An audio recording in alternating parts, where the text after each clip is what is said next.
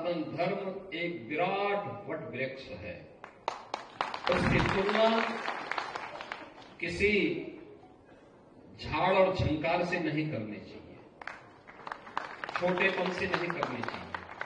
दुनिया के अंदर अन्य संप्रदाय हो सकते हैं, पंथ हो सकते हैं, सेक्ट हो सकते हैं, उपासना विधि हो सकती है, धर्म तो एक ही है, वह सनातन धर्म है। यही मानव धर्म है। जब हम संत एक साथ मिलते हैं तो ऐसे मिलते हैं जैसे गुरु भाई मिल रहे हो आपस में, कोई भेद नहीं होता। भारत सुरक्षित है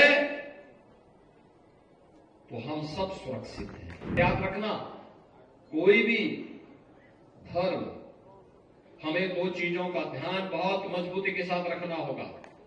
सनातन धर्म एक विराट वट वृक्ष है। उसकी तुलना किसी झाड़ और झंकार से नहीं करनी चाहिए, छोटेपन से नहीं करनी चाहिए। दुनिया के अंदर अन्य संप्रदाय हो सकते हैं, पंथ हो सकते हैं, सेक्ट हो सकते हैं, उपासना विधि हो सकती है, धर्म तो एक ही है, वह सनातन धर्म है। यही मानव धर्म है।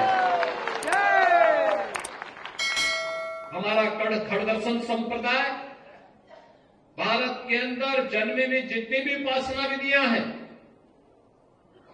वे पंथ और संप्रदाय की उपासना विधि से भले ही अपने संप्रदाय के साथ जुड़े हुए हों, लेकिन निष्ठा और आत्मा सबकी सनातन धर्म में बसती है। इसीलिए तो हम सब एक साथ यहां बैठे थे, एक साथ बैठे, कोई भेद नहीं।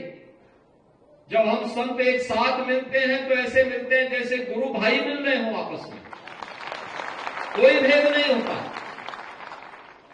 हम लोगों पे भी, मैं तो इस चीज को अक्सर देखता हूं कि कभी कोई ऐसी बात आती है, कहीं किसी संत पे संकट आता है, हम उस समय संप्रदाय नहीं देखते कि नाथ संप्रदाय का है या कोई मेरा परिचित संत है। अरे संत है, वो संत तो सनातन धर्म के लिए काम करता है, उसकी उपासना विधि अलग हो सकती है, वो एक दर्शन विशेष को लेकर चल रहा है। सबका उद्देश्य तो एक ही है, एकम सद विप्रा बहुधा वदंती, यही हमारा लक्ष्य है।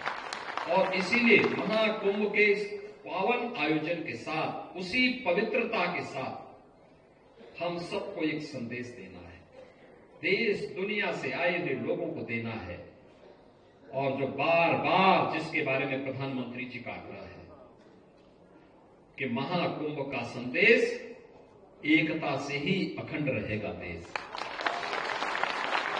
याद रखना, भारत सुरक्षित है तो हम सब सुरक्षित हैं। भारत सुरक्षित है, हर संप्रदाय, हर पंथ सुरक्षित है। और अगर भारत के ऊपर कोई संकट आएगा तो संकट सनातन धर्म पर आएगा। सनातन धर्म पर संकट आएगा तो भारत के अंदर का कोई भी पंथ और संप्रदाय अपने आप को फिर सुरक्षित महसूस न करे, और संकट सबके ऊपर आएगा। इसलिए संकट की नौबत आने न पाए, इसके लिए एकता का संदेश, एकता का संदेश। आपने देखा होगा क्या पवित्र भाव के साथ महाकुंभ का आयोजन, कोटि कोटि श्रद्धालु आ रहे हैं। आज यहाँ पे प्रयागराज में कुंभ क्षेत्र में, कुंभ मेला क्षेत्र में, कुंभ महानगर, इस कुंभ महानगर में 2 करोड़ श्रद्धालु वर्तमान में इस समय यहां पे है। सभी सड़कें चौक हो चुकी है, एकदम भरा हुआ है, और लगातार ये चलेगा। आप अनुमान करिए, हमारे पूज्य संत जन दुनिया के तमाम देशों में जाते हैं।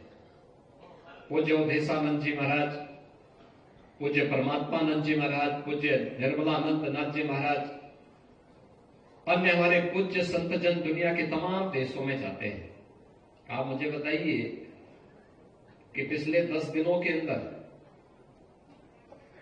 महाकुंभ के संगम में, त्रिवेणी के पावन संगम में 10 करोड़ से अधिक श्रद्धालु अब तक स्नान कर चुके हैं।